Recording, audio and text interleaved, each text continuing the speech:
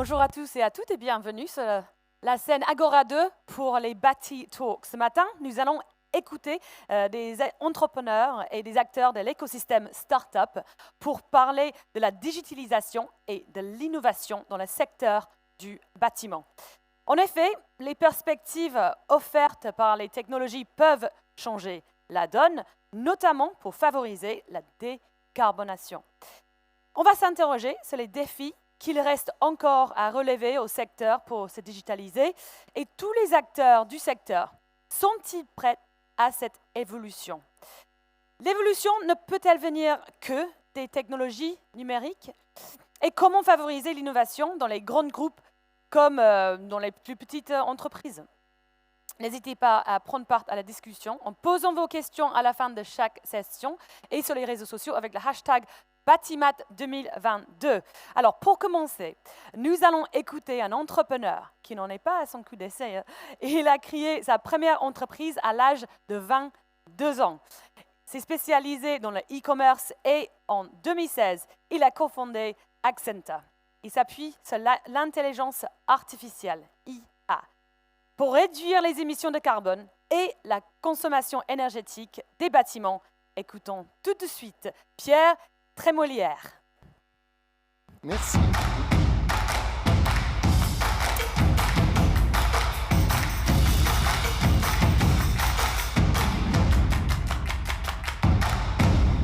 On a un vrai jingle, c'est formidable. Bonjour à tous, je suis ravi d'être avec vous aujourd'hui pour témoigner à la fois de ma démarche entrepreneuriale pour créer une entreprise au service de la transition énergétique et environnementale et pour faire cette décarbonation en utilisant les nouvelles technologies. Alors, je suis Pierre Trémolière, j'ai 52 ans et comme vous l'avez précisé, je suis un entrepreneur et donc j'ai toujours entrepris toute ma vie. J'ai créé, développé et revendu 4 entreprises précédemment et donc c'est ce que je sais faire. Dans un sens, quelque part, c'est seulement ce que je sais faire, c'est-à-dire que je ne sais rien faire d'autre, et donc c'est véritablement mon savoir-faire, mon credo.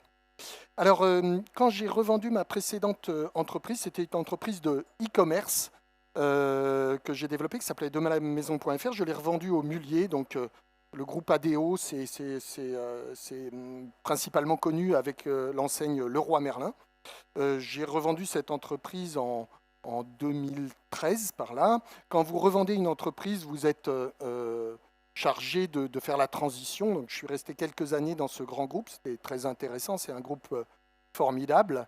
Mais évidemment, le virus de l'entrepreneuriat m'a repris. Et tout de suite, j'ai réfléchi au projet suivant. Et c'est vrai que si vous voulez, en tant qu'e-commerçant, je baignais dans les nouvelles technologies, parce que j'ai connu le début du e-commerce où il fallait tout inventer. Aujourd'hui, l'e-commerce est une évidence, mais en 2005, quand j'ai créé cette entreprise, l'e-commerce était assez balbutiement et donc j'ai connu tout le début du e-commerce pour arriver à une entreprise qui avait 250 personnes et qui s'est parfaitement intégré au sein du groupe Leroy Merlin. Mais si vous voulez, c'est vrai que pendant toute cette période de ma vie, j'ai importé des centaines, des milliers de containers. Et il se trouve que j'ai une épouse qui est scientifique et depuis très longtemps, elle m'explique, elle me fait prendre conscience de l'impact carbone de mon activité. Donc quand j'ai vendu cette première entreprise, je me suis tout de suite concentré sur la transition énergétique et environnementale, parce que j'avais déjà cette prise de conscience autour de l'importance de la transition énergétique et environnementale et autour de l'incroyable changement de monde que l'on va vivre. Aujourd'hui, on est dans un monde qui repose quasiment exclusivement sur le carbone.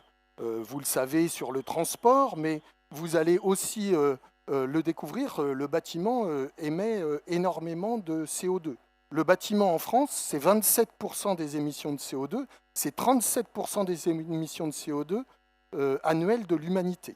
Alors, un tout petit mot quand même pour fixer le débat. Pourquoi faut-il décarboner ? Alors on en entend beaucoup parler, mais parfois on n'a pas une juste prise de conscience de la problématique. Décarboner, c'est en relation avec le réchauffement climatique. En gros, on émet chaque année dans notre activité humaine plein de carbone en consommant du pétrole, en consommant du gaz, en créant les objets et les matériaux que l'on utilise. On émet énormément de carbone. Et ce carbone, il s'accumule dans l'atmosphère et il fait un effet de serre qui contribue à réchauffer la planète. Ce réchauffement est tout à fait catastrophique puisque ça dérègle complètement l'écosystème de la planète et ça engendre tout ce que vous avez entendu ces derniers temps, des dérèglements climatiques qui engendrent des catastrophes tout à fait considérables. Il y a un point sur lequel je voudrais insister avant de rentrer dans ma démarche d'entrepreneur et les technologies qu'on a développées au service de la décarbonation des bâtiments, c'est qu'il faut absolument prendre conscience que la décarbonation n'est pas juste une histoire de changer les habitudes et d'émettre un peu moins. Bien sûr, actuellement, on insiste beaucoup sur l'efficience et la frugalité, qui sont des composantes très importantes de cette transition énergétique. On va devoir apprendre à consommer un peu moins et surtout à consommer mieux en émettant moins de carbone. Mais il faut comprendre que baisser de 20% nos émissions de CO2 ne suffira pas à sauver, si ce n'est la planète, du moins l'humanité. Pourquoi ? Parce que le carbone s'accumule dans l'atmosphère et plus on émet du carbone, plus on va réchauffer la planète. Et donc, il ne s'agit pas de baisser légèrement nos émissions de CO2, il s'agit d'aller à la neutralité carbone. C'est-à-dire qu'on a à peu près 30 ans pour passer d'un monde entièrement carboné à un monde entièrement décarboné. Et cette transition, elle est tout à fait faisable. Les rapports du GIEC indiquent bien qu'il y a la composante d'efficience et de frugalité, où on change nos habitudes quotidiennes individuellement, collectivement, mais il y a aussi une disruption technologique à mener. Il va falloir quitter le monde du pétrole, quitter le monde du gaz, aller vers des matériaux qui sont beaucoup moins nativement décarbonés. Et donc c'est un point extrêmement important à comprendre. 20% ne suffira pas. Il faut vraiment basculer vers un monde bas carbone. Alors en quoi les nouvelles technologies et notamment l'intelligence artificielle nous a aidés ? Alors notre technologie, en deux mots, pour planter un peu le décor. Donc comme je vous l'ai dit, moi je ne suis pas un scientifique, je suis un entrepreneur. Donc quand je me suis lancé dans l'idée de créer une entreprise au service de la transition énergétique et environnementale, ce que j'ai commencé par faire, c'est que je suis allé voir le monde de la recherche. On a la chance d'être dans un beau pays où c'est un pays d'ingénieurs et un pays de chercheurs. Et donc j'ai passé un an et demi à aller voir les laboratoires en leur disant qu'est-ce que vous avez dans vos cartons qui fait sens pour servir la transition énergétique et environnementale. Et la chance qu'ont les startups, les entrepreneurs, c'est que les grands groupes qui aujourd'hui irriguent le monde du bâtiment ou de l'énergie, ce sont des grands groupes. Et donc, ils ont des millions, des centaines de millions, des milliards à délivrer. Et donc, c'est extrêmement difficile pour eux de changer leurs habitudes de travail, parce que chaque mois qui passe, ils doivent faire leur chiffre d'affaires. Et donc, pour les acteurs en place, assurer la disruption pour aller vers d'autres technologies, d'autres habitudes de travail, c'est extrêmement difficile. Et donc, c'est là où il y a une opportunité formidable pour les startups, pour les entrepreneurs, de se mettre au service de ce changement de monde, où il va falloir passer d'un monde entièrement reposant sur le carbone à un monde totalement décarboné. Il y a une formidable opportunité de rebattre les cartes en étant innovant et en amenant ces ruptures technologiques au service de cette transition. Alors, après avoir questionné une vingtaine de laboratoires et après quelques multiples erreurs, on s'est arrêté sur une technologie de stockage thermique intersaisonnier au service de la décarbonation du chauffage et de la climatisation. Alors, pourquoi le chauffage et la climatisation ? Eh bien, le chauffage et la climatisation, c'est près de 10% des émissions de CO2 annuelles de l'humanité. Donc c'est un sujet tout à fait majeur. Toute la mobilité, les voitures, les camions, les trains, les avions, etc., les paquebots, c'est 16%. Donc vous voyez que juste le sujet du chauffage et de la climatisation, c'est un pas en avant extrêmement important dans la transition énergétique et environnementale. Eh bien, avec la technologie que l'on a développée avec des grands laboratoires publics, et pour les citer le BRGM, un laboratoire de l'école polytechnique et un laboratoire des mines, nous avons mis au point une chaufferie et climatisation bas carbone qui va diminuer les émissions de CO2 du chauffage et de la climatisation de 95%. Donc, aujourd'hui, nous avons des technologies qui permettent de résoudre un problème qui est 10% du problème de la transition énergétique et environnementale. C'est pas rien. Alors, une fois qu'on a cette technologie, ça c'est une chose d'avoir dans les cartons d'un laboratoire une technologie qui fait sens, c'en est une autre de l'amener sur le marché et que cette technologie soit utilisable par les consommateurs, que sont à la fois les constructeurs de bâtiments et aussi les propriétaires des bâtiments. Et c'est pourquoi on a été obsédé dans cette phase de R&D pour mettre au point notre produit par la compétitivité de nos solutions bas carbone. La transition énergétique et environnementale, elle pourra avoir lieu si ce n'est pas trop difficile pour la collectivité de se financer ce chemin vers la décarbonation. Et c'est un enjeu absolument majeur de prendre conscience que ce n'est pas qu'une réponse technologique. Bien entendu qu'il faut amener des réponses technologiques, mais il faut amener des réponses technologiques qui, à l'euro investi, soient les plus efficaces pour effacer les tonnes de CO2 qu'on doit effacer. Dit autrement, les décideurs, dans leurs décisions sur les marchés publics ou privés, doivent se poser la question « Comment je vais vers la neutralité carbone en se faisant le moins mal possible ?» Parce que pour la société, évidemment, si on passe 10% de notre PIB dans la décarbonation, on aura sauvé le monde et c'est important, mais on sera plus pauvre. Et donc on doit arbitrer pour choisir les technologies qui collectivement nous font le moins mal pour aller vers la décarbonation. Et donc ça a été notre obsession dans la mise au point de nos technologies, de mettre au point des technologies qui font le break d'un point de vue baisse de l'énergie et du carbone, mais qui aussi soient compétitives, en gros, par rapport aux énergies fossiles ou par rapport aux techniques de rénovation globale des bâtiments. Et donc, ça a été une obsession, et c'est une obsession qui est payante aujourd'hui. Notre société, donc on a cofondé cette société fin 2016. On a fait une phase de recherche de 3 ans, 2017, 2018, 2019. Nous avons commercialisé les premières. Alors, on avait déjà des chantiers test type sur lesquels on surfe maintenant. Mais depuis qu'on a lancé la commercialisation, on rencontre un succès véritablement extraordinaire au point qu'on est obligé de lever de l'argent pour financer le développement de nos équipes pour faire face à la demande. Avant le Covid, nous étions 25. Après le Covid, nous sommes 100. On prévoit d'embaucher 150 personnes dans les 12 prochains mois. Donc, c'est assez extraordinaire de voir à quel point, quand vous innovez et que vous cherchez à créer un nouveau marché, quand vous cherchez la disruption, au début, vous êtes tout seul. Et j'ai une anecdote à vous donner.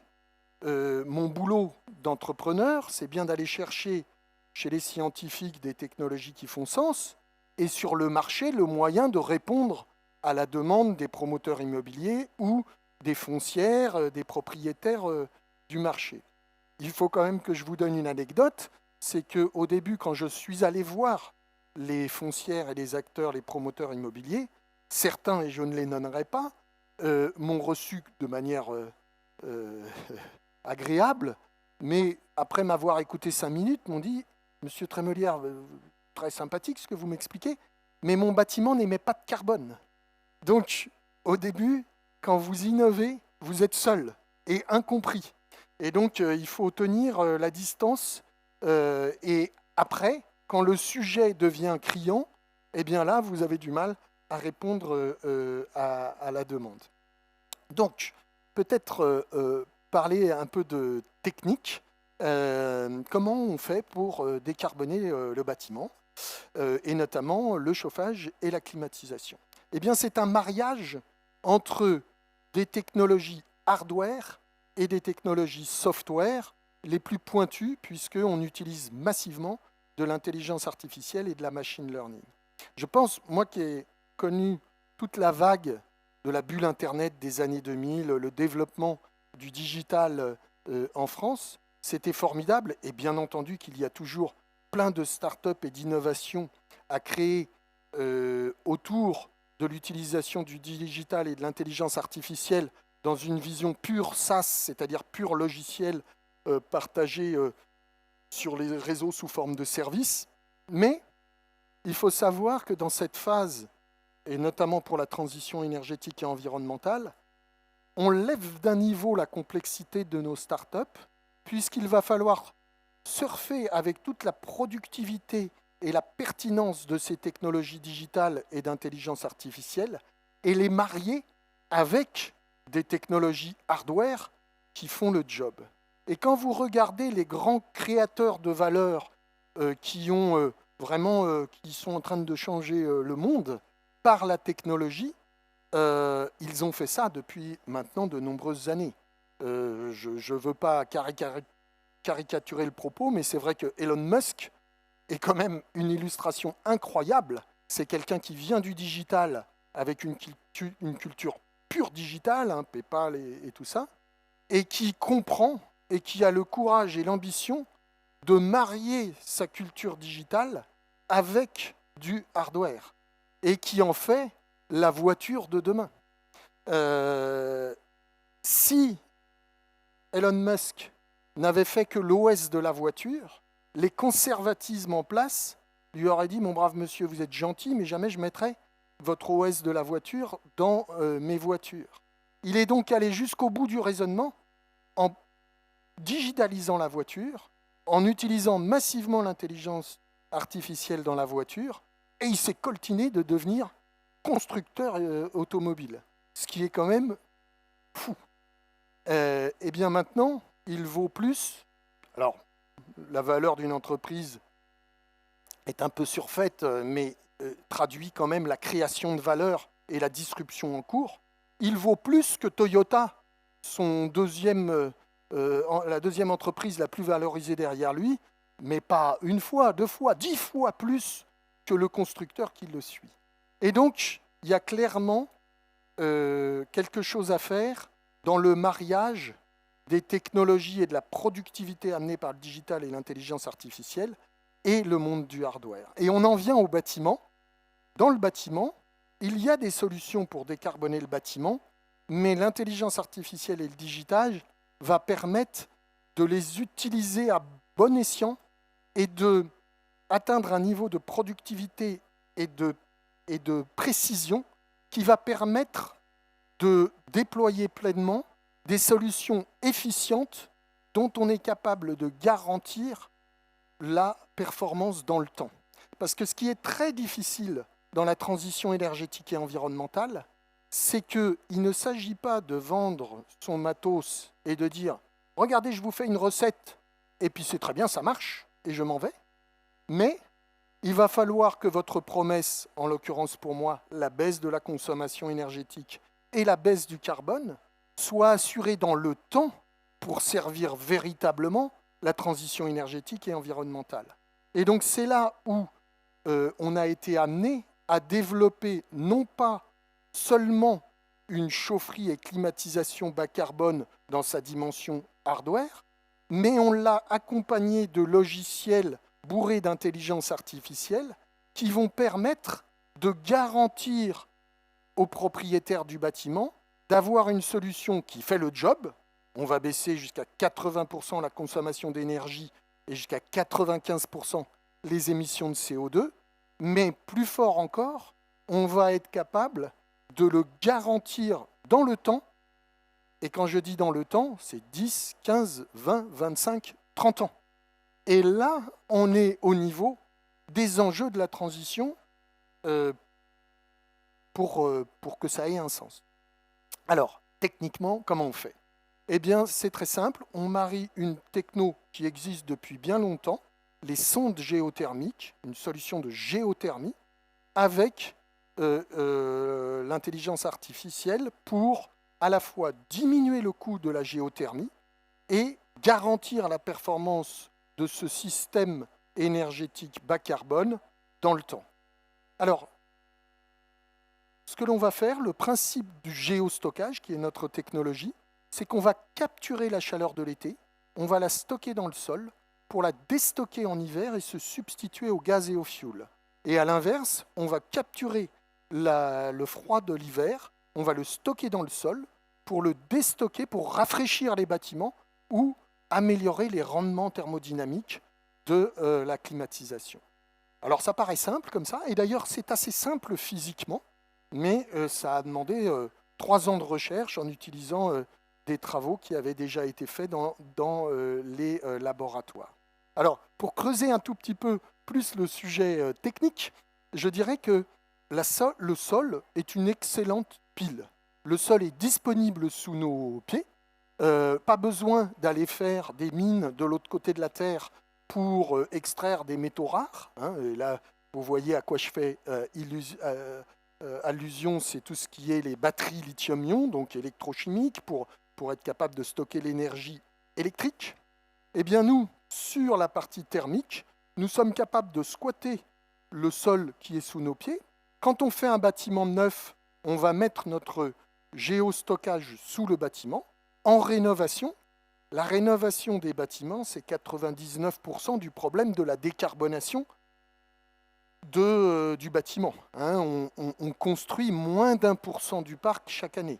Donc, c'est très important et bravo à la France d'avoir mis au point des nouvelles normes environnementales derrière les normes type RT 2012, d'avoir sorti la RE 2020, la RE 2020, qui amène une dimension carbone à côté de la dimension réglementaire thermique, et c'est très très bien, mais ça cadre la partie de la construction neuve. Si on veut faire la transition énergétique et environnementale sur le bâtiment, il faut aussi gérer la décarbonation de l'existant, et c'est un enjeu absolument majeur. Et donc, avec notre géostockage, on est capable aussi de décarboner les bâtiments existants en mettant nos géostockages à côté du bâtiment.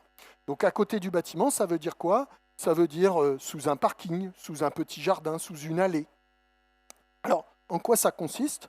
Eh bien, vous avez des foreurs qui viennent avec une machine de forage, qui font des forages de 12 cm de diamètre. Dedans, on va faire des forages quand même qui paraissent assez profonds comme ça, mais qui ne sont pas très profonds au regard de ce qu'on est capable de faire en forage. On va dire 100 ou 200 mètres de profondeur. On va mettre dedans un tuyau en plastique noir comme ceux que vous voyez dans les jardins publics pour arroser.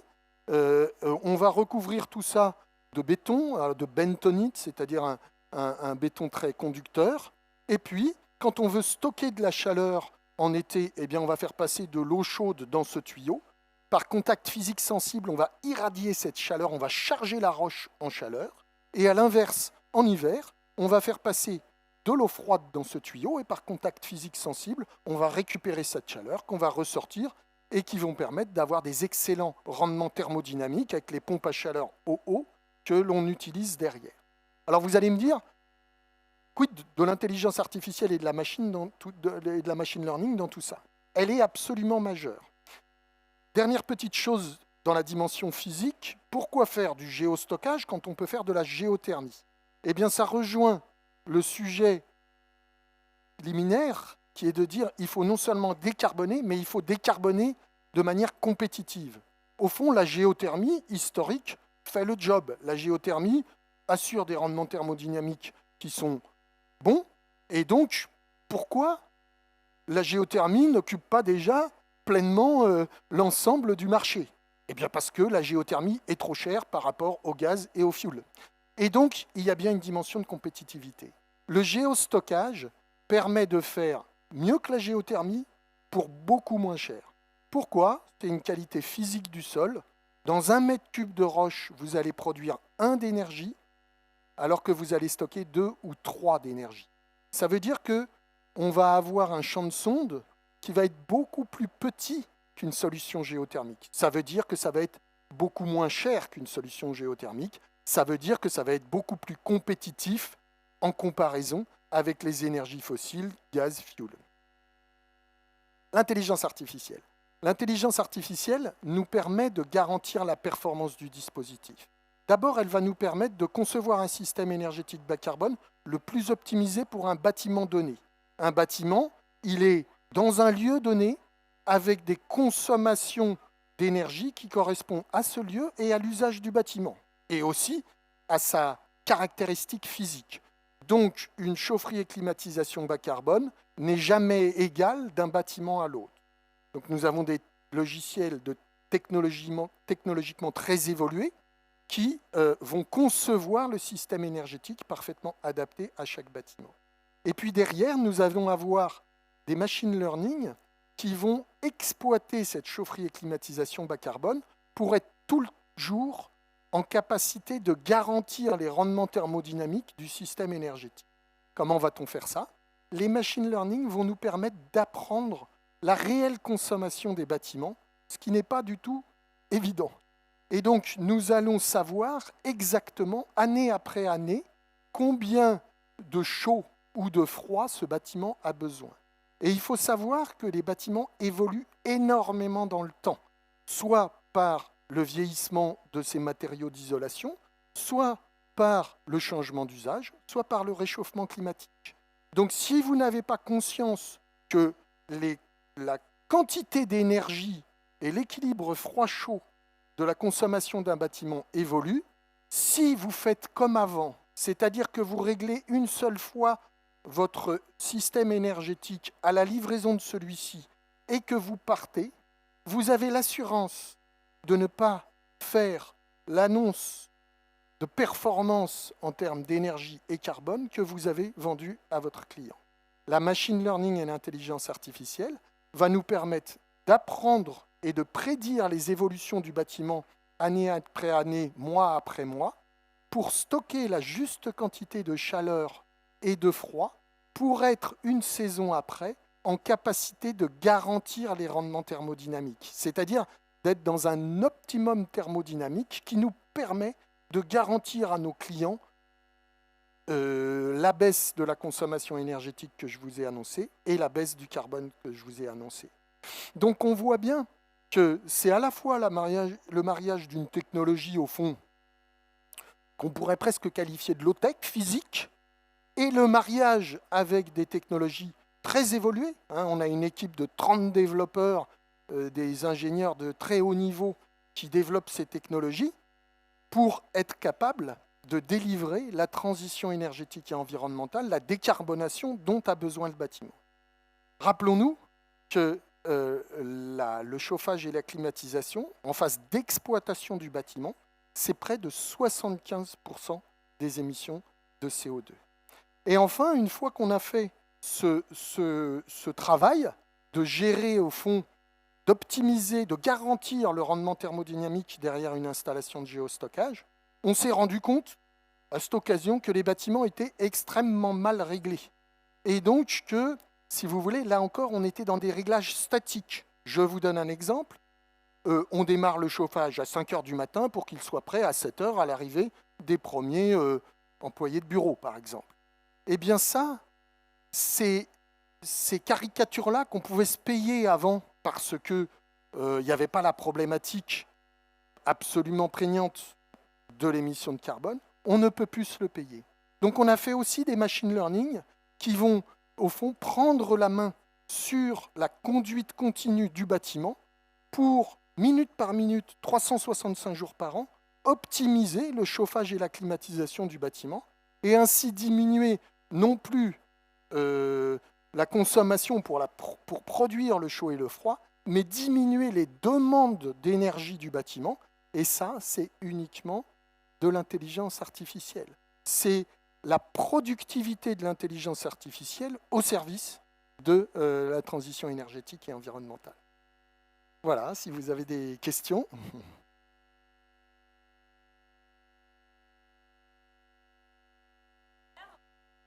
Fascinante.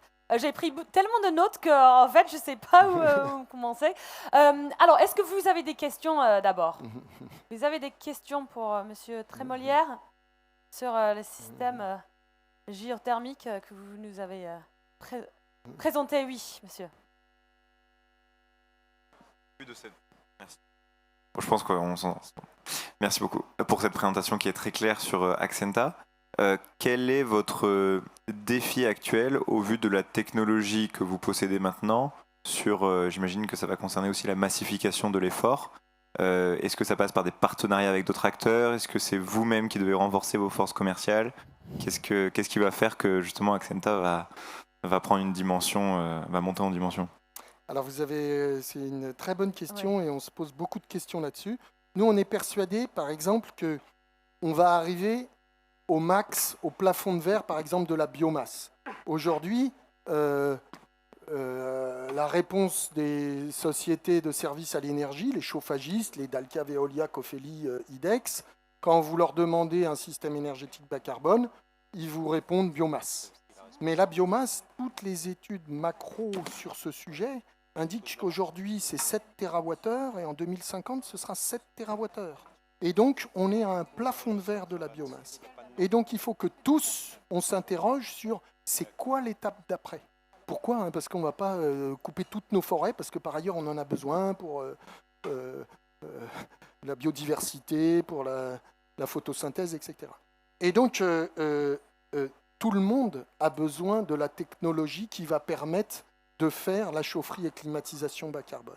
Donc, on a eu un choix dans notre entreprise. Soit on devenait nous-mêmes les nouveaux chauffagistes, en portant avec nos petits bras qui sont petits par rapport à tous ceux que j'ai cités, la nouvelle technologie dont je vous ai parlé, soit on se disait, mais ça n'a pas de sens d'essayer de devenir le seul chauffagiste vert. On va mettre beaucoup trop de temps. Déjà, d'abord, on a beaucoup de chances de ne pas y arriver. Et puis, deuxièmement, on arrivera en 2050 peut-être, et ce sera trop tard. Et donc, on a choisi le modèle du B2B2B, c'est-à-dire qu'on licencie notre technologie à tous les acteurs du marché en leur disant, bon, ben là, vous êtes encore sur la biomasse, c'est super, mais vous allez avoir un problème. Et voilà une technologie mature, compétitive, qui vous permette de passer à l'étape d'après. Donc oui, on s'est posé cette question, et c'est par des partenariats qu'on arrivera à, ensemble, massifier la transition énergétique et environnementale. Et pour parler de l'entreprise et de mon boulot d'entrepreneur, le deuxième challenge, il est majeur, c'est les talents, c'est-à-dire les gens, c'est-à-dire les techniciens, les ingénieurs capables de porter ces nouvelles technologies. Et là, il faut absolument que, collectivement, on se donne les moyens de la formation des technologies vertes, qu'on se donne les moyens de la formation de la rénovation globale des bâtiments, et pour mon cas, d'utiliser ces nouvelles technologies. C'est un enjeu majeur. J'ai du mal à recruter, et c'est quand même embêtant, parce que ça pourrait nous limiter notre croissance. Et dernière, parce que la question est vraiment pertinente, les habitudes. Il faut lutter contre les habitudes. Je vous ai cité le gars qui m'a dit « Mais monsieur, mon building n'émet pas de carbone, merci, au revoir ». Mais j'ai aussi, monsieur, ça fait 20 ans que j'installe une chaudière à gaz, je ne vois vraiment pas pourquoi j'irais changer mes habitudes. Pédagogie, c'est absolument nécessaire. Et ce qui est super dur, c'est quand on a une solution, on a des gens qui disent « Oui, c'est vrai, il faut changer ». Mais en fait, non, là, je vais continuer à mettre ma chaudière à gaz. Donc, il faut vraiment collectivement qu'on soit exigeant vis-à-vis de nous-mêmes pour... C'est toujours plus difficile le changement par rapport à faire comme avant. Et donc, collectivement, on doit se coltiner ce changement. Et justement, en fait, je vais rebondir là-dessus, la crise énergétique qu'on est en train de traverser. On parle de pédagogie. Justement, les gens, ils ne sont pas penchés vers vous pour des solutions plus clean.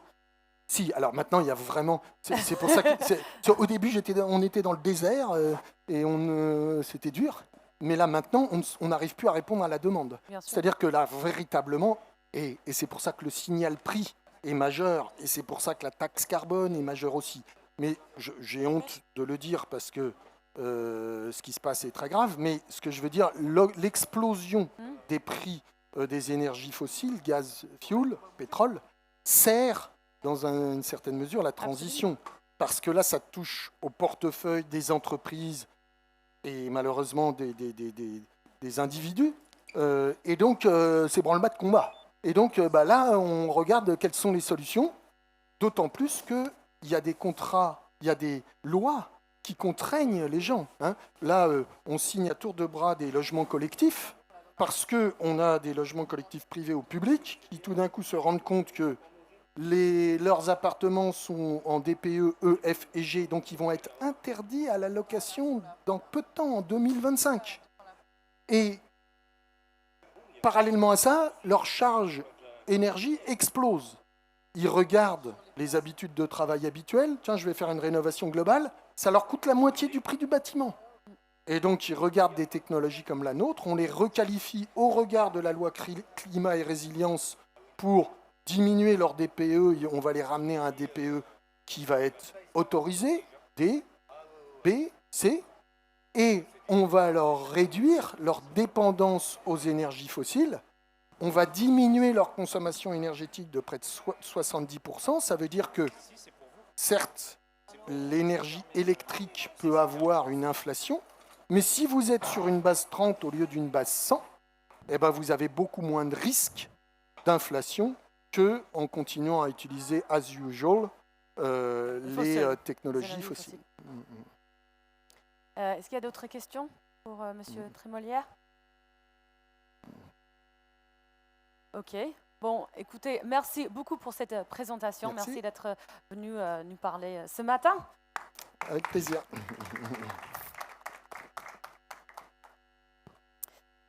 Je vous laisse.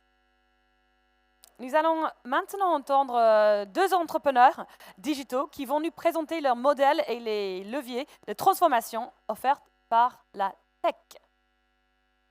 Commençons avec Jean-Bernard Mellet, cofondateur et PDG d'Eldo, le leader des avis clients du BTP en France.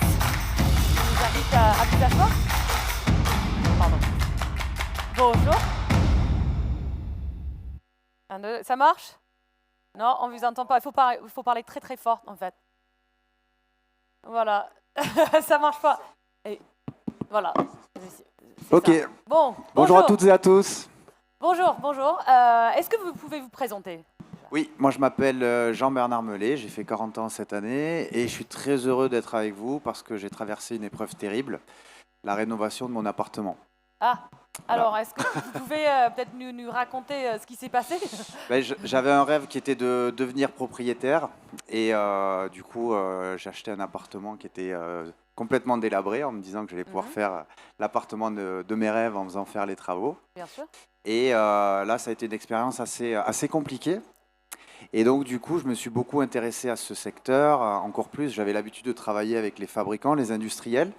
Et je me suis beaucoup intéressé aux artisans parce que je viens d'une famille d'artisans. J'ai passé beaucoup de temps avec eux. Les particuliers, bon, je pense qu'on est très nombreux à être flippés quand on doit faire des travaux et à pouvoir se plaindre parce que les devis n'arrivent pas assez vite. C'est compliqué de trouver des gens sérieux. Et donc, en creusant, en passant beaucoup de temps avec les artisans, je me suis rendu compte qu'on pouvait créer quelque chose de très vertueux en créant des logiciels qui aident les artisans, au lieu d'essayer de se mettre en intermédiaire, et qui les aident à mieux répondre aux attentes des particuliers, à pouvoir être plus visibles localement, à pouvoir traiter plus facilement les demandes de particuliers, en automatisant les échanges qu'on peut avoir entre particuliers et un artisan, en leur enlevant du travail finalement, et en permettant aussi de recréer du lien avec leurs fabricants et en aidant les fabricants qui créent les produits qui permettent de décarboner les logements, d'être plus proches des artisans et des particuliers. Donc on va revenir sur l'histoire de votre appartement. Qui s'est mal passé, c'est ça, la rénovation? Oui, mais j'ai survécu. Oui, c'est bien, je suis contente pour vous. Alors du coup, en fait, pourquoi ça s'est mal passé concrètement? Qu'est-ce qui s'est passé? Comment est-ce que vous avez choisi les artisans et qu'est-ce qui s'est mal passé? J'ai fait un peu comme tout le monde. D'abord, j'ai essayé de faire appel au bouche à oreille, hein, demander aux Ouais. copains à qui je pouvais faire appel. Et là, les entreprises me disaient oui, oui, on va venir vous voir, oui, on va faire un devis, mais moi, j'étais pressé, quoi. Comme tout le monde, on est pressé pour tout et n'importe quoi aujourd'hui. Je voulais que ça aille vite. Donc, problème pour trouver. Après, je suis allé sur des sites qu'on voit beaucoup à la télé où je suis allé laisser mes coordonnées pour dire je veux recevoir un plombier, un électricien. Et là, j'ai laissé mes coordonnées. Je me suis fait harceler par des entreprises qui avaient acheté mon numéro de téléphone pour pouvoir me vendre des travaux. Donc, ce n'était pas le type d'entreprise que je recherchais. Je comprends. Voilà. Alors du coup, en fait, la suite, c'est que ils n'ont pas effectué ou ils ont mal fait le travail qu'ils devaient faire. C'est bien ça? C'est ça. Donc, après, j'en ai trouvé par différents moyens. Oui, Et là, j'ai eu des problèmes de malfaçon, de retard, oui, bien de sûr. surfacturation non prévue au devis. Voilà. Je comprends. Alors du coup, ce qui a fait que ça vous a motivé ensuite de créer votre propre entreprise, d'où Eldo. C'est ça. Ça m'a Ok. motivé à tout plaquer pour me dire l'habitat, c'est là où on élève nos enfants. C'est un des premiers postes émetteurs de carbone. Je me suis dit, il y a vraiment il faut faire quelque chose, il faut agir. Et voilà. Alors, du coup, qu'est-ce qui vous différencie d'autres sites comme Needhelp, par exemple, où on peut justement noter les artisans? Ouais, je connais très très bien Needhelp, c'est un copain. Needhelp, c'est vrai, c'est une solution pour les distributeurs, pour les retailers, pour Ikea, où vous achetez une cuisine chez Ikea et vous pouvez avoir le poseur qui va vous la poser. Ouais. Donc on est sur un modèle d'intermédiation. Moi, je suis sur un modèle d'éditeur de logiciels pour aider les artisans et les fabricants qu'on retrouve ici, qui doivent donner des outils pour aider leurs artisans à gagner du temps et à mieux répondre aux attentes des particuliers. Ok. Donc on n'est pas sur un modèle où on se met entre deux parties, on est sur un modèle où on crée du logiciel pour faciliter le quotidien et pour créer du lien. Ok. Alors, du coup, il y a un système de notation aussi? Voilà, donc le logiciel permet de faire trois choses pour les industriels et pour les artisans. On a créé le logiciel le plus puissant de récolte d'avis clients. On est certifié AFNOR. Un artisan qui fait 100 chantiers à l'année arrive à avoir 70 avis clients qui sont postés au quotidien sur tous ces chantiers. On a pris un sujet pour répondre à la question, c'est comment créer le nouveau TripAdvisor ou Amazon. Oui. Je pense qu'il ne faut pas vouloir tout faire. Il faut vouloir choisir une chose et la faire mieux que tout le monde et la faire vraiment adaptée à son secteur d'activité, avec Ok. ses particularités. Alors, du coup, je suis cliente. Je vais sur Eldo. Cliente, vous êtes un artisan? Non, non, je veux Parce que mes faire des clients sont les rénovations. pros. D'accord, ok. Mais en fait, ça sert à quoi dans ce cas-là? Ce système de notation, c'est pour les clients qui vont voir la notation des artisans pour ensuite dire, ok, ben, je peux lui faire confiance, on est d'accord. Alors, nos clients sont les pros. On leur vend un logiciel qui leur permet de récolter des avis clients Ok. qu'ils vont mettre sur leur site internet, mais qui sont hébergés aussi sur un site internet, eldo.com, qui permet de consulter les avis clients sur les entreprises. Ok. Donc du coup, si vous êtes un particulier, vous pouvez effectivement vous rassurer, regarder les avis sur Eldo, regarder les avis sur Google. On a une solution qui permet de récolter des avis Google aussi pour l'artisan. Donc nous, notre client, véritablement, on a pris le parti d'adresser le marché par ceux qui avaient les plus grosses difficultés, c'était les artisans, et de les aider à mieux répondre aux particuliers. Ouais, et ça, je comprends parce qu'il y a beaucoup d'artisans, donc mon mari, et en fait, il a du mal à convaincre en fait des fois des clients à se débarrasser de ces clichés d'artisans qui va venir chez eux, faire pas du bon travail. Quand Donc- est-ce que je lui parle alors? Non, mais justement, et en fait, je pense que le fait de mettre en avant le travail des artisans, je trouve ça très très bien, mais en fait, je veux juste vraiment être très très clair sur le fonctionnement de votre site, qui bénéficie, qui profite, et dans quelle mesure en fait. Et en fait, j'ai essayé le site également. Voilà, et en fait, j'ai vu qu'en fait, vous essayez, c'est localisé aussi. Oui. On est Donc, dans toute la France. On est même dans 15 pays. On travaille avec 10 000 artisans, avec 100 fabricants et un petit peu partout dans le monde.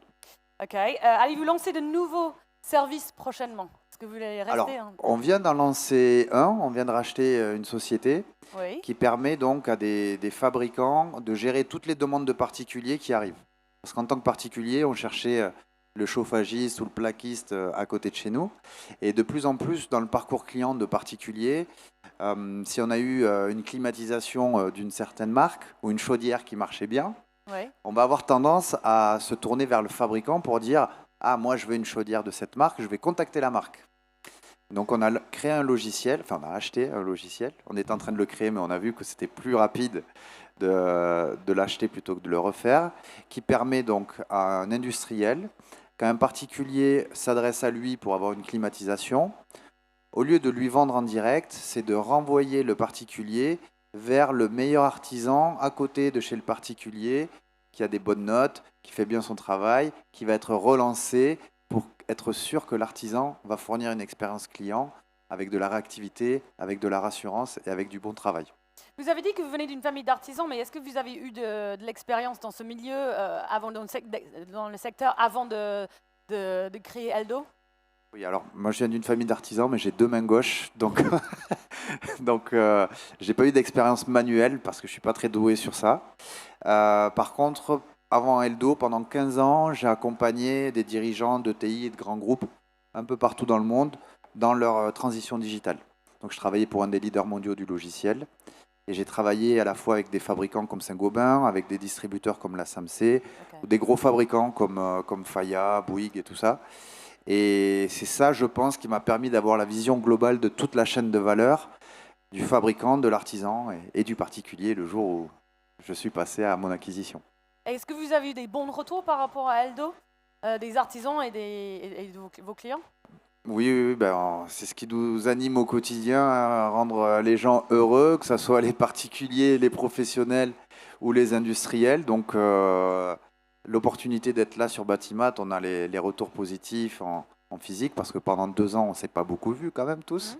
Donc là, ça fait énormément plaisir d'avoir les retours des 3 parties prenantes. Et vous avez été confronté des challenges tout au long de votre oui, ok, de votre expérience de rénovation à part. Qu'est-ce que vous avez surmonté comme challenge, ou qu'est-ce que vous avez quel challenge vous avez confronté?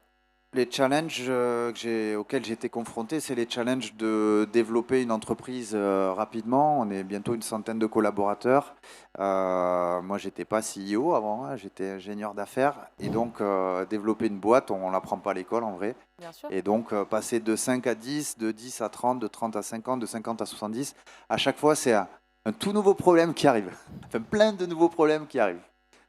Ok. Un peu comme les enfants. Moi, j'en ai pas encore, mais on dit petits-enfants, petits problèmes, grands-enfants, grands problèmes. Voilà, l'entreprise, moi, je l'ai vécu un peu comme ça aussi. C'est des nouveaux challenges en permanence. Ok, et si vous pouvez donner un conseil à quelqu'un dans le public qui veut justement monter sa boîte dans le secteur, surtout dans le digital, qu'est-ce que vous voulez lui dire? 2 conseils. Le premier conseil, c'est surtout pas développer un produit en pensant qu'on a la bonne idée. Les idées, ça vaut rien. Ce qui compte, c'est l'exécution. Donc, premier conseil, c'est vraiment construire quelque chose main dans la main avec ceux qui vont acheter, avec ceux qui vont payer, avec ceux qui vont utiliser au quotidien. Partir de choses simples et essayer de faire les choses simples mieux que tout le monde. Et faire simple, c'est compliqué. Deuxième conseil pour tous ceux qui veulent monter des boîtes, et ça, mais c'est le conseil que j'arrêterai jamais de donner, c'est entourez-vous de personnes plus expérimentées. Allez les voir. Moi, dans toute mon aventure entrepreneuriale, j'ai trouvé des mentors. Je vais leur dire, j'ai un rêve, c'est digitaliser le secteur du BTP, c'est accélérer la rénovation énergétique. Comment tu as fait toi pour avoir des aides? Comment tu as fait pour développer ta boîte? Comment tu as fait pour recruter? Voilà, il y en a qui n'aiment pas demander parce que par fierté, par ego. Moi, je suis drivé par ma mission et je demande tout le temps des conseils. Et plus je grossis, et plus je trouve des gens incroyables qui acceptent de m'aider. Donc vraiment, le conseil que je peux vous donner, c'est n'ayez pas peur de demander. On vit dans un monde qui est de plus en plus individualiste, mais où il y a aussi des très belles initiatives et plein de personnes qui adorent aider gratuitement. Donc n'ayez pas peur de faire ça et allez-y, quoi. Merci beaucoup. Est-ce qu'il y a des questions dans la salle pour Jean-Bernard Mellet. Vous avez des questions? Non, pas de questions. Pas de questions. Pas de Tant questions. pis. Bon, merci beaucoup. Merci d'être venu. Merci à vous partager, pour votre l'invitation. expérience. J'espère que ça pourra inspirer d'autres personnes. Et on est dans le pavillon 1 à l'essai. S'il y a des professionnels dans la salle, on fait gagner une vidéo par un artisan influenceur qui fait un travail remarquable pour filmer les entreprises et mettre en avant les savoir-faire. Et on anime aussi une émission sur Bâti Radio qui s'appelle l'Influenceur BTP, où on explique les secrets des... Je vois qu'il y a plein de jeunes. On explique les secrets des artisans qui arrivent à casser le game de TikTok, de Instagram dans le secteur du BTP. Voilà, aussi dans le monde des travaux, pour faire des choses exceptionnelles. Donc allez voir cette émission, ça s'appelle l'Influenceur BTP. Moi, à chaque épisode, je suis émerveillé d'apprendre autant de choses. Donc il y a plein de choses à faire dans ce secteur. Bah oui, j'entends ça. Super. Bah, merci beaucoup. Merci. D'être venu nous parler ce matin. Thank you. Notre prochaine invitée, c'est Hortense Aran, cofondatrice de We Trade Local et Fleur d'ici. Bonjour. Bonjour, vraie female entrepreneur, surtout avec We Trade Local. Ça veut dire quoi, We Trade Local? On fait du commerce local. Alors déjà, je voudrais m'excuser parce que, comme vous pouvez le constater, j'ai perdu ma voix hier. Donc ça tombe très bien quand on doit prendre la parole sur scène comme moi aujourd'hui. Du coup, n'hésitez pas à booster les micros. Voilà, mais c'était important pour moi d'être là aujourd'hui parce que les métiers du bâtiment, évidemment, vous êtes ultra important et prescripteur pour tout ce qui est métier de la transition et écologique et sociale. Voilà, donc We Trade Local, ça veut dire en bon français, ça veut dire on fait du commerce local. Donc en fait, nous, on est une entreprise du digital, mais dans ce qu'on appelle la supply, on est une supply tech. Donc une entreprise du digital au service des chaînes d'approvisionnement. On a donc travaillé sur cette solution digitale qui permet d'agréger à l'échelle de chaque région des producteurs agricoles locaux, des artisans, transformateurs ou des distributeurs locaux au service d'un client local. On est plus connu sous une marque qui s'appelle Fleur d'ici. Fleur d'ici, c'est la première marque de fleurs locales et de saison. C'est un marché dans lequel 85% aujourd'hui, malheureusement, des produits sont importés.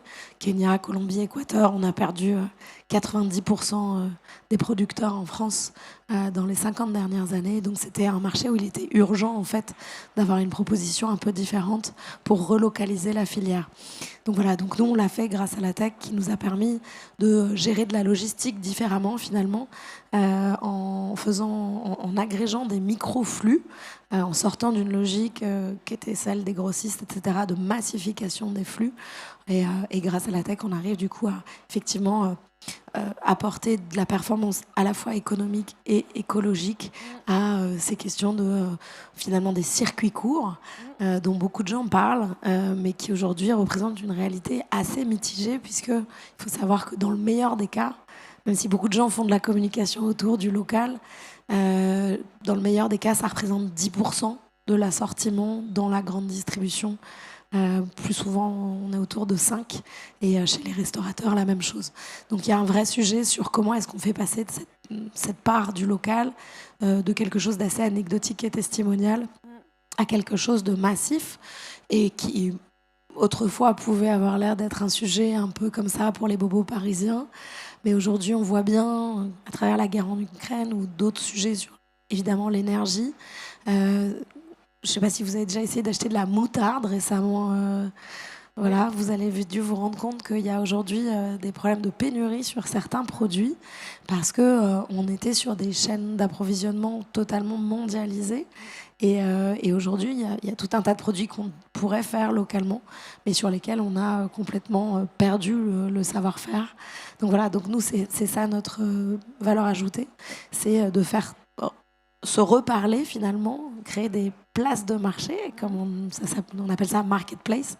Mais en fait, une marketplace, c'est une place de marché où se rencontrent l'offre et la demande. Donc voilà, où on a recréé ça de façon digitale, mais finalement, c'est des choses qui ont toujours existé dans l'économie. Un endroit où l'offre et la demande se rencontrent, finalement, c'est assez simple. Voilà. Vous êtes un peu l'Amazon éthique, entre guillemets. Vous avez parlé de tech, par exemple. Et qu'est-ce que vous utilisez comme outil IA, machine learning? Qu'est-ce que vous utilisez? Alors effectivement, bon, c'est essentiellement du big data. Hein. Nous, c'est le fait de, pour que ça fonctionne, cette question de comment est-ce qu'on fait fonctionner des circuits courts à l'échelle nationale avec des gros volumes, ça demande de pouvoir manipuler en fait tout un tas d'informations, de gérer des transports, des livraisons, etc., du volume, des stocks, enfin du contrôle qualité à distance. Donc nous, on fait du contrôle qualité aussi sur des produits, les fleurs en particulier, c'est un contrôle qualité très fin parce qu'il faut, un bouquet, ça peut pas être moche, ça peut pas être vieux. Donc nous, on a entraîné un algorithme en fait de reconnaissance visuelle aussi pour pouvoir faire ce contrôle qualité à distance. Mais avant tout, la complexité, c'est d'administrer finalement ces flux, ces multiples flux à travers tout le territoire de façon synchronisée. Et donc, ce qu'on peut faire à une toute petite échelle avec des SMS, un fichier Excel, voilà. Nous, évidemment, on est en capacité de le faire à tout à fait une autre échelle. Et donc, c'est ça qui nous permet de repenser finalement la façon dont on peut faire de la logistique aujourd'hui sur des produits frais, mais potentiellement aussi demain sur des produits, si on sait le faire sur des produits frais, a fortiori, on sait le faire sur des produits non périssables. Et donc aujourd'hui, on voit bien que la question des matériaux de construction durables, le chanvre évidemment, est au cœur des problématiques de transition. Mais pour que ça soit véritablement durable, il faudrait réussir à faire ce que nous, on sait déjà faire sur un certain nombre de filières, c'est-à-dire faire travailler des producteurs agricoles locaux, donc quelqu'un qui fait du champ dans son champ, avec quelqu'un qui sait le transformer localement pour faire les matériaux nécessaires pour faire de l'isolation ou autre, et des clients locaux. Voilà, nous, c'est ça qu'on sait faire, c'est agréger à l'échelle d'une région donc des producteurs avec des artisans au service d'un client. Et justement, financièrement parlant, c'est pas plus contraignant justement de se focaliser sur sur tout ce qui est local par rapport à quelque chose de plus global, plus international, parce qu'on est assez limité finalement. Alors, il faut évidemment...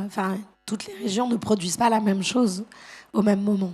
En tout cas, pas dans un premier temps. Aujourd'hui, par exemple, en Île-de-France, je prends la question du maraîchage parce qu'elle est très parlante.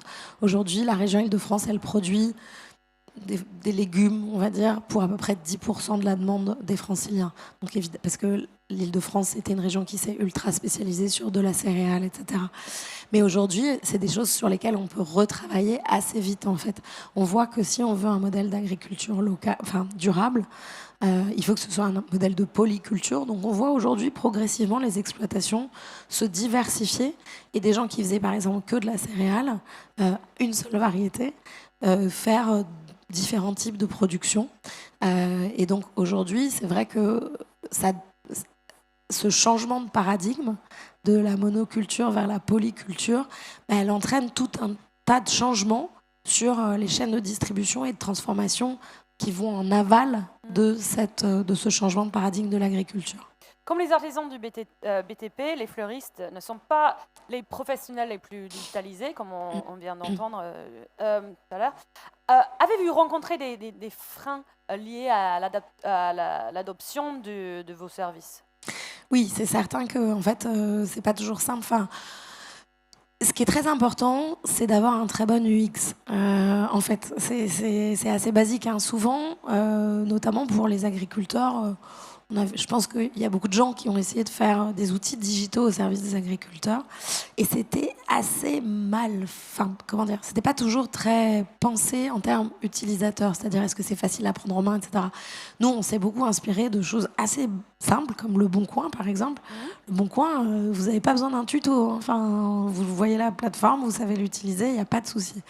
Donc voilà, donc nous, on a essayé de faire des choses comme ça, assez simples à prendre en main, de sorte à effectivement faciliter la conversion vers le digital de ces artisans qui, en effet, n'étaient pas très digitalisés. Mais j'ai envie de dire, c'est à nous, éditeurs de solutions digitales, de faire en sorte que l'adoption soit facilitée. Est-ce que vous avez remarqué un shift dans la mentalité des gens depuis Covid, mais aussi depuis cette crise énergétique finalement? C'est incroyable, nous, pendant le Covid, on a fait plus 500%, donc déjà, voilà, ça parle de soi-même. Mais effectivement, il y a eu en fait une prise de conscience. Enfin, moi, je suis frappée de l'accélération de la prise de conscience et de l'appétence en fait des consommateurs, des citoyens, je ne sais pas comment dire, pour effectivement des solutions plus durables dans leur consommation, et les choix qu'ils font se reflètent tous les jours. Et en fait, je pense que les gens aujourd'hui, ils sont beaucoup plus en capacité de se poser la question de qu'est-ce que je veux vraiment, et voilà, d'essayer de se... Des acteurs comme Yuka, par exemple, cette appli qui permet de savoir qu'est-ce qu'on achète, la traçabilité, etc., ont vraiment démocratisé cette question. Et ça, avec l'effet Covid, où les gens ont eu très peur quand même de manquer, qu'ils n'auraient plus à manger, etc. Enfin, ça a suscité une prise de conscience et une sensibilisation, en effet, sur la question de l'agriculture locale et du fait d'acheter du Made in France, des produits responsables, etc. Oui, c'est évident. Allez-vous développer d'autres services? Oui, aujourd'hui, on a donc, comme j'ai dit, on a commencé sur la filière des fleurs, puisque c'était une filière qui était très mondialisée et sur laquelle il y avait vraiment une urgence. Aussi parce que quand on sait faire de la logistique sur un produit frais et fragile comme les fleurs, bah, du coup, on sait faire beaucoup de choses derrière. Mais là, on est en train d'agréger d'autres filières autour de, effectivement, l'alimentation, le textile et les matériaux de construction progressivement. Super, merci beaucoup Hortense. Est-ce qu'il y a des questions pour Hortense dans la salle? S'il n'y a pas de questions, ça m'arrange. Ça va me permettre d'économiser ma voix. C'était super, merci beaucoup. Merci beaucoup. Et nous merci à tous. Ce matin. Merci beaucoup. C'est vraiment fascinant de voir les innovations apportées par ces entrepreneurs. Voyons maintenant comment s'appuyer sur les startups pour accélérer l'innovation avec Mathieu Guéry et Louis Cotin. Bonjour.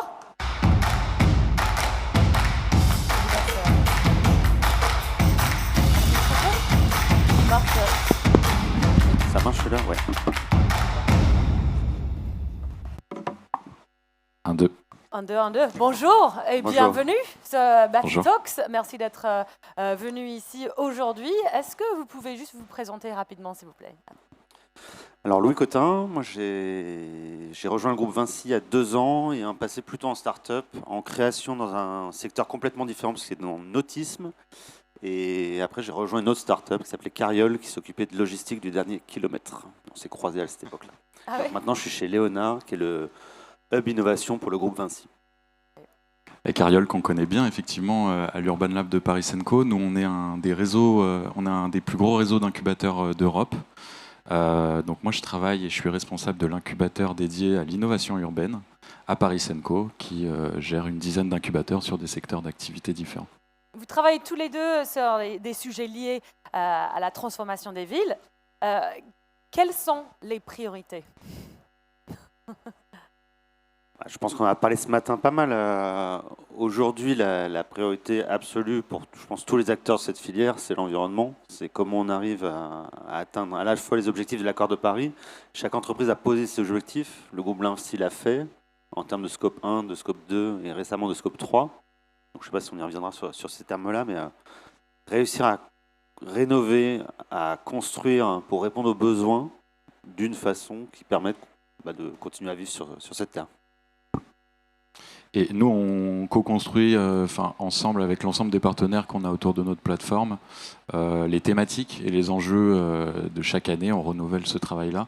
Mais clairement, ce qui est revenu l'année dernière, c'est, comme le disait Louis, c'est la décarbonation, l'accessibilité au logement. Et ça, c'est vraiment les priorités du moment.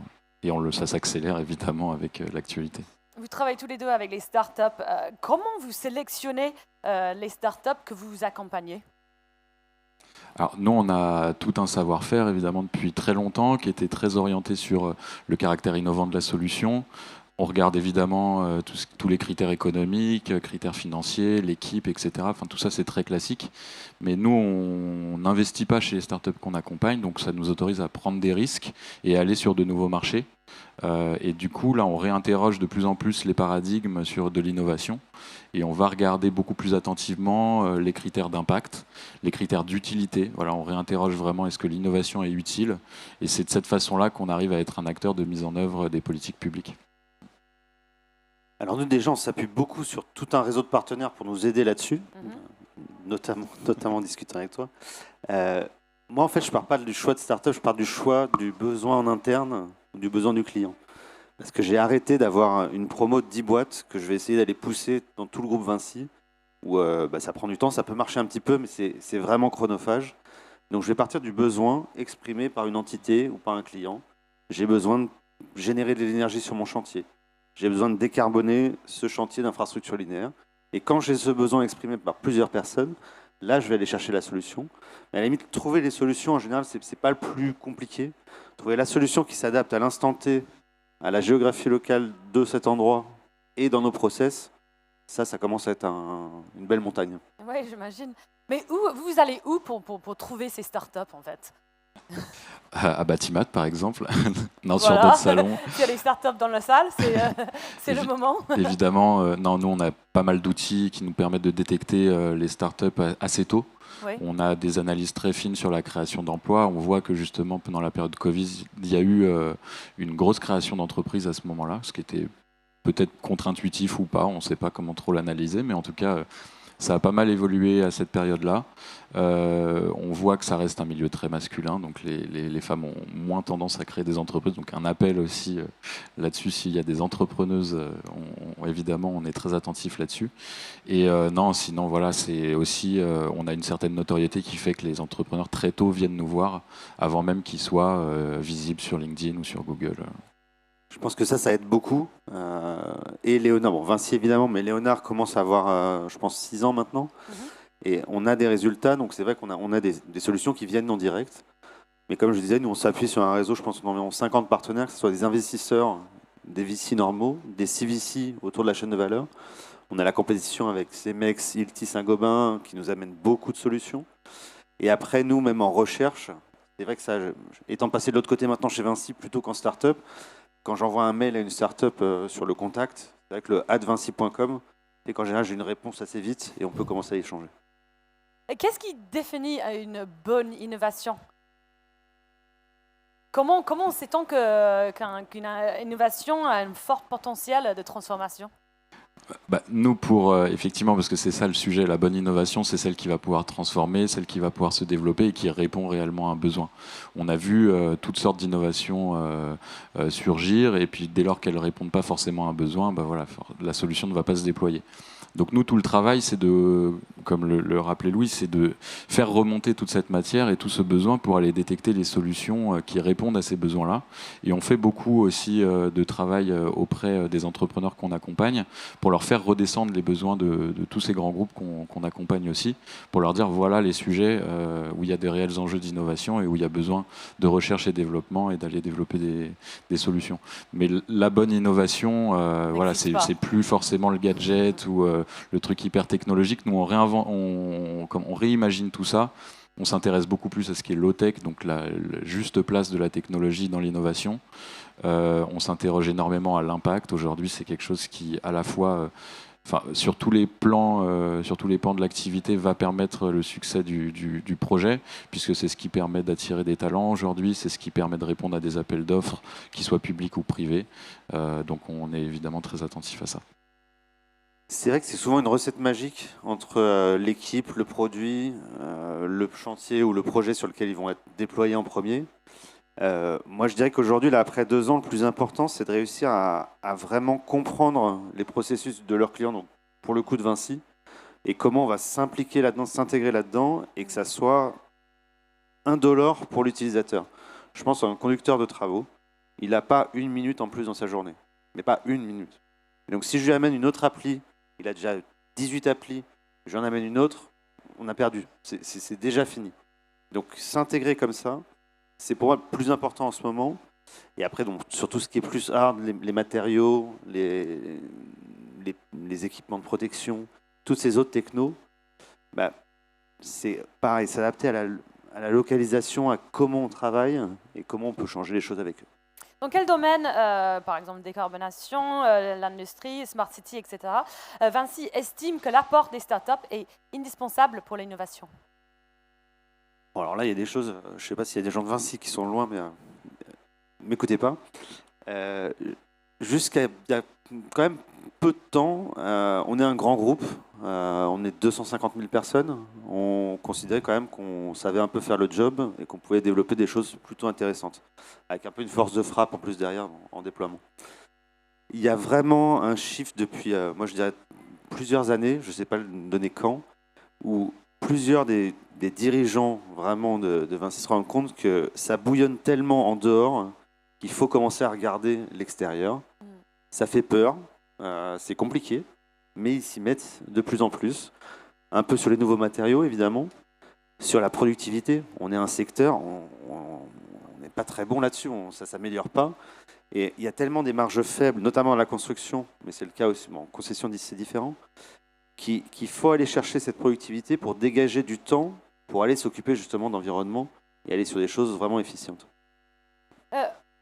Mais quels sont les avantages justement de combiner l'expertise industrielle et de commercialisation de grands groupes et la flexibilité et l'innovation des startups? Alors, moi, je vois plusieurs avantages à ça. Et effectivement, en fait, on a vu des grands groupes s'ouvrir et c'est toute la dynamique d'open innovation qui existe maintenant depuis de nombreuses années, qui fait qu'on va chercher l'innovation non pas en interne, enfin, on continue de le faire évidemment, mais on va s'appuyer sur tout l'écosystème qui défriche et qui va finalement beaucoup plus vite. Donc, on gagne du temps et on peut plus facilement tester des choses. Et ça, c'est toute la logique de POC, Proof of Concept, avec les startups qui sont mis en place dans les grands groupes, d'aller tester des solutions dans un durée de temps très limité et puis d'en faire l'évaluation derrière. Et nous, on a tout un programme à l'Urban Lab justement qui accompagne et qui évalue ces tests d'expérimentation. Et c'est ce qui rend effectivement le développement des innovations beaucoup plus agile et finalement sans prendre énormément de risques. C'est vrai que pouvoir s'appuyer sur une équipe passionnée qui bosse pendant 2, 3, 5 ans sur un nouvel algo, sur une nouvelle idée et qui défriche complètement la solution, on prend ça, on arrive. Après, moi, c'est un peu spécial sur les différents programmes de Léonard, puisque moi, le programme Catalyst, c'est les solutions matures. Donc, moi, j'ai arrêté avec le mot POC, parce que pour moi, c'est des solutions qui sont déjà prouvées. Donc, on a dû trouver un mot, donc tout le monde l'utilise maintenant, on fait POV, Proof of Value.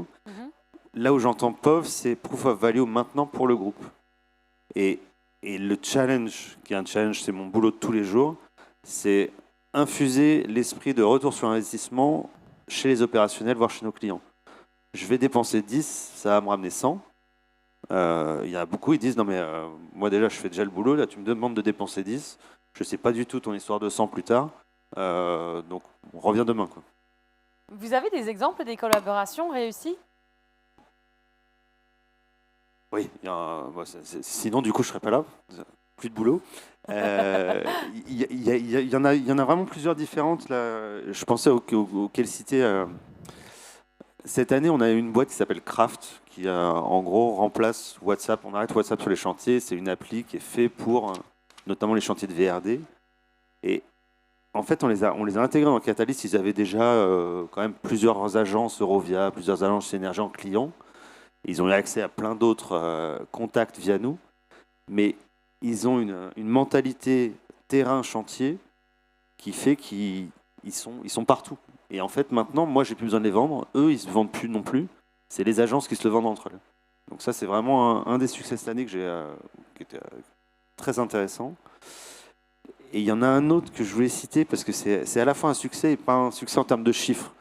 Mais on est arrivé l'année dernière, on se dit on arrête les générateurs diesel sur les chantiers. Sauf que c'est quand même une solution qui est partout, qui coûte pas cher. Et on a trouvé des solutions. La dernière, c'était Instagrid. C'est une petite mallette avec une petite batterie. Tout le monde adore. Le problème, c'est que sur un chantier, qui est-ce qui a un outil électrique avec une prise? Ça n'existe pas. C'est des outils thermiques, c'est des outils avec mini-batterie, mais ça n'existe pas. Donc on a trouvé une solution qui est super. Il n'y a pas d'usage pour outils, donc il faut aller trouver d'autres cas d'usage pour eux. Mais c'est là où, de la connaissance au fur et à mesure de ce secteur, et s'adapter, il n'y a pas de cas d'usage spécifique sur ce qu'ils avaient imaginé en amont. Et quelles sont les technologies de rupture qui sont apportées par les startups qui se développent au sein de Catalyst?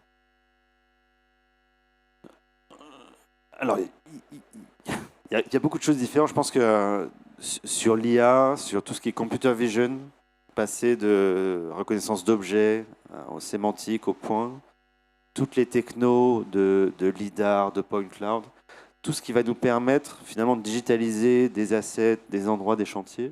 Ça, c'est quelque chose qui est beaucoup apporté par les startups.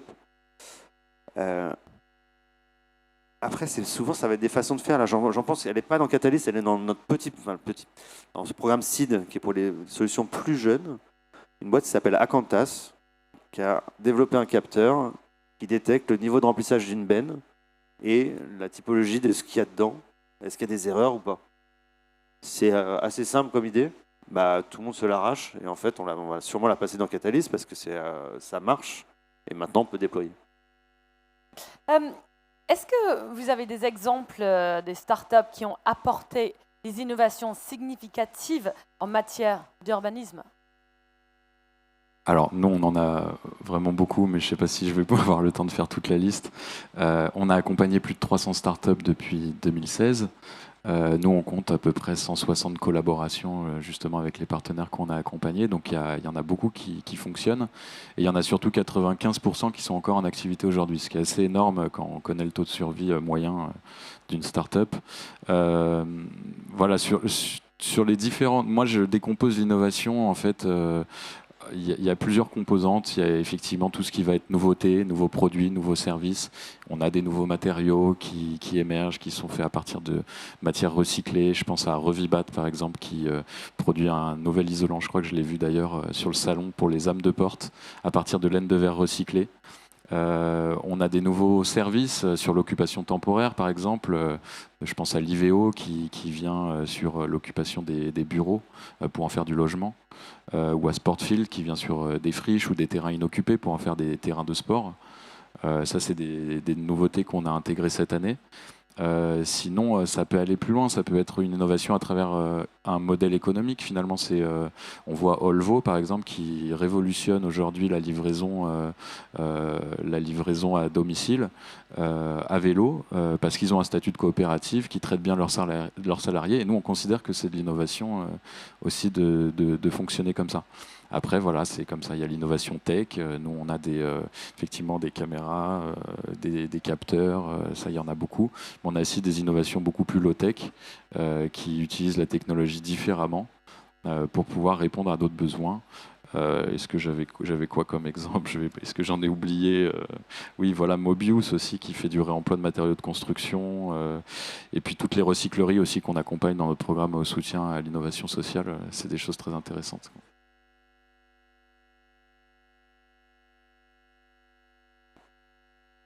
Donc la question, c'était les besoins d'innovation les plus pressants. On l'a un peu dit, il y a la décarbonation, moi c'est tout le temps, tous les jours, on regarde là-dessus. Et après, moi je suis en train de regarder des sujets un peu plus restreints, parce que c'est des demandes plus directes. Il y a un sujet, comment on détecte les réseaux enterrés, et comment on arrête de les taper. Et ça, il y a plein de petites technos qui existent à droite à gauche, il n'y a pas de truc unifié. Donc ça, moi je suis en train de regarder ce sujet spécifique, je cherche. L'autre sujet que je veux attaquer aussi l'année prochaine, on a déjà un peu abordé la question, et le livrable, ça serait comment est-ce que je peux rendre 1 heure par jour au conducteur de chantier chez Vinci. Donc, par de l'automatisation de tâches, par d'autres idées, et ça permettrait vraiment d'avancer sur plein d'autres sujets. C'est eux qui sont vraiment en gestion de toutes nos activités en construction, vraiment sur le terrain, et c'est eux qui sont débordés. Comment faire pour leur rendre du temps? Moi, je reste sur la décarbonation, parce que vraiment, nous, on avait effectivement identifié ce besoin depuis très longtemps. Et là, on le voit depuis la rentrée. C'est comment on se prépare pour cet hiver, comment on évite des coupures d'électricité, comment on rend nos bâtiments plus performants. Et tout ça, ça passe à la fois par la construction, et ça, c'est vraiment assez compliqué de tester de nouveaux matériaux de construction, de trouver des startups innovantes qui apportent toutes les garanties aussi pour pouvoir utiliser ces matériaux dans du chantier neuf. Et ensuite, c'est l'optimisation du foncier existant aussi. Nous, on a une entreprise là, qui va bientôt faire parler d'elle, qui s'appelle UpFactor, qui vient détecter tout le potentiel de surélévation dans les différentes villes. Donc, ils travaillent avec les métropoles ou les collectivités pour ça. Et ces travaux de surélévation servent à financer les travaux de rénovation thermique aussi du bâtiment. Ouais, donc, c'est tout bénef. Juste pour rebondir là-dessus, moi, c'est une bouteille à la mer pour plus tard. Toutes ces innovations dans le bâtiment, en fait, c'est très compliqué. On a la construction, on a l'exploitation d'un bâtiment. Et autant de la construction, on va vendre le bâtiment à un client, mais toutes les innovations qu'on va mettre, Accenta tout à l'heure, le bâtiment intelligent, tous ces capteurs, ce coût-là, en général, il est destiné à baisser les coûts de fonctionnement du bâtiment pour l'exploitation et de l'améliorer. Mais le client, quand on lui vend en tant que Vinci, aujourd'hui, il n'est pas tout le temps, on va dire, prêt à payer ce surcoût-là de ces technos. Ce qui est horrible, c'est que derrière, en plus, on va faire du rétrofit, donc ça va coûter encore plus cher pour rajouter ces réseaux. Comment on arrive à mettre le constructeur, le client, l'exploitant, ensemble autour de la table pour penser un bâtiment dès le début et répartir la valeur qui est créée par ces innovations pour que ça soit fait dès le départ. Comment transformez-vous l'innovation à l'échelle de la start-up en innovation à l'échelle de la ville? Alors, nous, on a des liens assez privilégiés effectivement avec la ville, ce qui facilite les choses. Donc du coup, la ville a son fonctionnement propre, hein, c'est-à-dire qu'ils lancent des appels d'offres pour aller défricher des sujets d'innovation. Mais nous, on est là en amont, en fait. C'est aussi les aider à aller sur de nouveaux sujets et de défricher des sujets avant qu'ils aient l'idée de le faire, justement, avec le panel de startups qu'on rassemble et qu'on sélectionne ensemble avec eux. Donc la ville et la métropole, hein, d'ailleurs, il y a les deux parties prenantes. Donc ça, c'est tout notre travail, c'est d'aller justement collaborer avec l'ensemble des structures qu'on rassemble autour de la table pour voir quels vont être les sujets d'avenir, s'inspirer aussi des startups qui nous font remonter des sujets qui ne sont pas toujours identifiés par ces directions d'innovation et les proposer à la ville pour qu'elle puisse aussi... là, il y a tout un travail en ce moment sur la mise à jour du PLU qui va être doté d'une dimension bioclimatique. Et tout ce travail-là est nourri justement par les réflexions et toutes les tendances qu'on détecte au plus près du terrain. Sur ce type de déploiement, c'est vrai que ça marche assez bien. Je pense aussi au Grand Paris Express, ou appel à projet innovation, décarbonation. Dans le cahier des charges, il faut que ça marche sur un test, mais il faut que ça soit déployable sur tout le réseau Grand Paris Express. À l'horizon, je crois que c'était 3 ou 5 ans. Chez Vinci, pour déployer, ça c'est aussi assez complexe, on va dire, parce que c'est une entreprise qui est très décentralisée, on va dire extrêmement décentralisée. Donc on a beau avoir signé n'importe quel contrat avec une région d'une entité Vinci, c'est là que le boulot commence en fait. Ce premier contrat, ça va aller, mais pour passer à l'échelle derrière, ça va être du temps, du bouche à oreille, continuer à aller voir au-dessus les fonctions support d'autres régions. Mais c'est vraiment long, et ça c'est aussi, parce que nous on n'a pas la force de frappe pour le faire, pour aller partout, le rôle de la start-up, peut-être le rôle d'ambassadeur en interne en plus, qui vont aller porter la bonne parole et dire voilà, ça marche. On était hier à Londres sur le chantier du TGV HS2. Eux, ils ont commencé à déployer une innovation. En fait, ça a pris quand les gens se sont rendus compte que ceux qui l'utilisaient, ils partaient à 6h. Ceux qui ne l'utilisaient pas, ils partaient à 19h30, voire 20h, parce qu'ils n'avaient pas le temps de finir. Et là, quand ceux qui partaient tard se sont dit, mais attends, qu'est-ce qui se passe? J'utilise ça. Okay. Et là, il y a eu un déploiement, du coup, en 3 semaines, ils ont déployé sur tous les chantiers HS2 directement. Et ça, juste comme ça. Ça peut des... Quelles sont les problématiques que les startups que vous accompagnez adressent et quels sont les défis qu'elles rencontrent? C'est ce que vient de décrire Louis. Hein. C'est vrai que côté startup, c'est le temps. C'est toujours une course contre la montre et une de leurs attentes principales, et là où on peut les aider justement, c'est le passage à l'échelle. Et nous, on les détecte assez tôt. Et tout l'enjeu, et on a aussi beaucoup travaillé là-dessus en France et à Paris, justement pour accélérer tout ça. Comment une bonne idée devient quelque chose de massif et qui va vraiment se déployer à très grande échelle.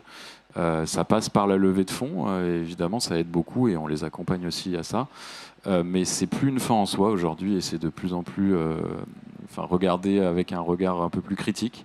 On vient vraiment questionner la capacité à déployer plutôt qu'à la capacité à lever des fonds aujourd'hui. Et beaucoup de startups sont plus à la recherche de rentabilité effectivement que de valorisation très élevée aujourd'hui. Donc voilà, c'est comment on va accélérer ce passage à l'échelle. Nous, on ressort d'un groupe de travail justement qui a publié toutes les bonnes pratiques là-dessus. Donc je ne vais pas les détailler ici, mais une des principales, c'est la collaboration. Et c'est justement cette proximité avec les grands groupes et leur soutien là-dessus. Pas beaucoup à rajouter. Il y a quand même les années passent, les engagements qu'on a pris chez Vinci, c'est 2030. Et chaque mois qui passe, on est encore plus proche.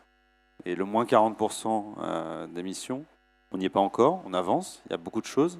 Mais là, il y a un vrai besoin, une vraie demande et vraiment call. Venez nous voir, venez nous aider, il faut qu'on y arrive. Et en plus, c'est une moyenne, donc le temps presse. Ma dernière question, c'est est-ce que les solutions expérimentées à Paris ont été adoptées par d'autres villes?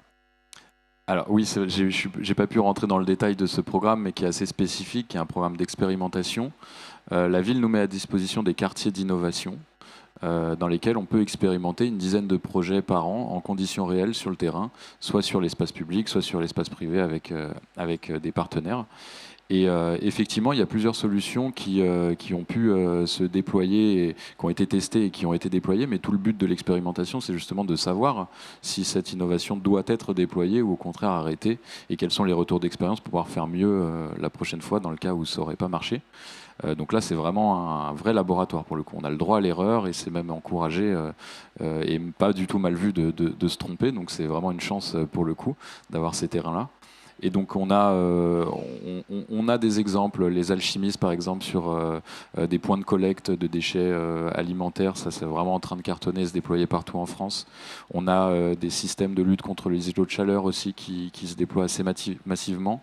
Mais sinon encore mieux, et c'est une petite annonce, c'est que ce système de quartier d'innovation urbaine va lui-même se déployer.